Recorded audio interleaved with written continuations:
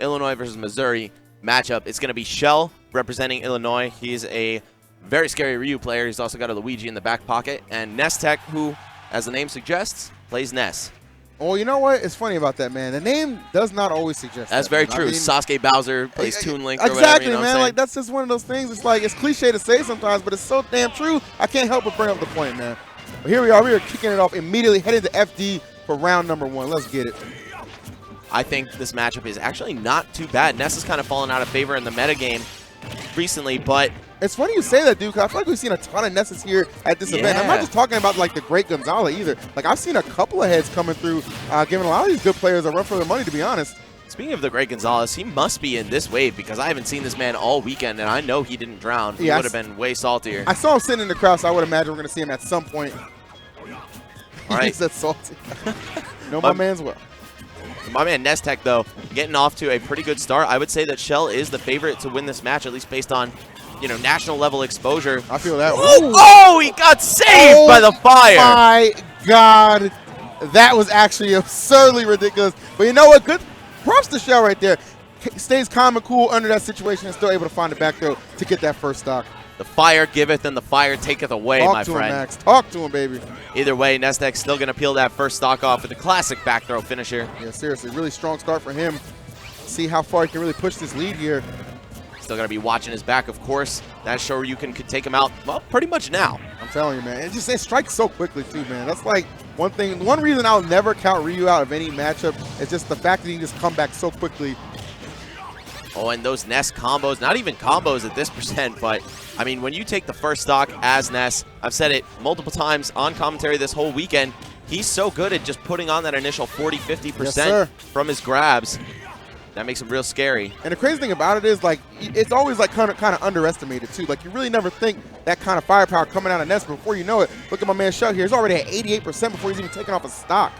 And Nestec has definitely been putting in some serious work in this match, man. I never heard of this dude beforehand. Then again, I really am unfamiliar with the Missouri Smash scene in general. A lot of these Midwestern states kind of fly under the radar. Absolutely, man. I was actually talking to Rod about that earlier, man. But that's why I'm glad that we have Smash Splash here, because it really gives us a chance to showcase a lot of this talent that we've never seen before. Exactly. Gotta love the majors in, I don't want to say obscure locations, but not the usual places. No, I'll say obscure. This is definitely obscure. Like, yeah, let's be real. It's Wisconsin. Wisconsin Dells? Yeah, yeah. What the hell is that, man? I had to Google that, man. But I'm cool with it, man. I'm cool. Nestec looking pretty cool himself. Takes that one with a JV, I believe, to open up the first game.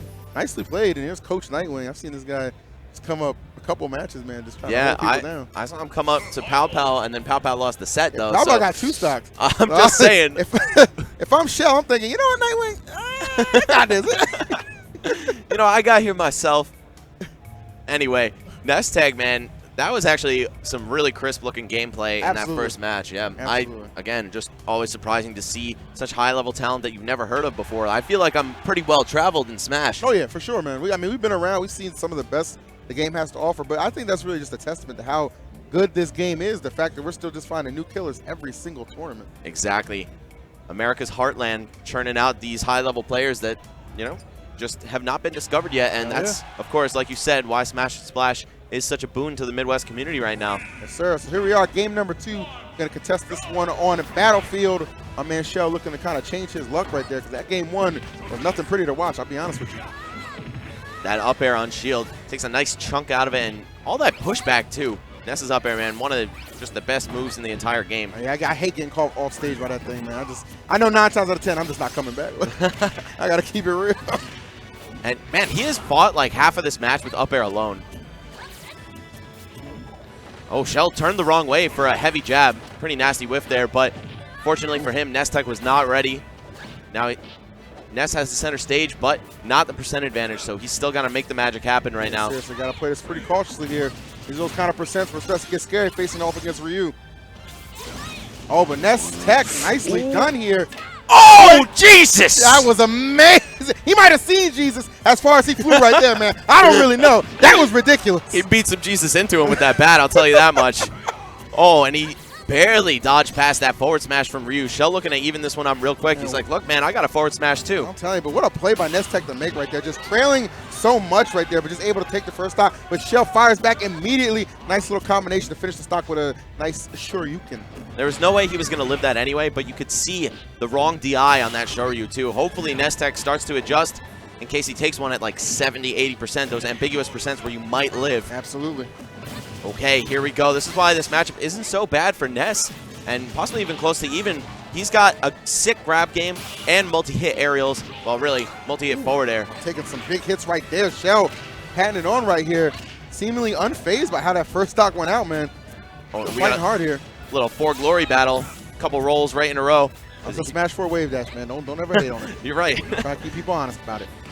Oh, and that's going to do it. Did he just walk? Boy.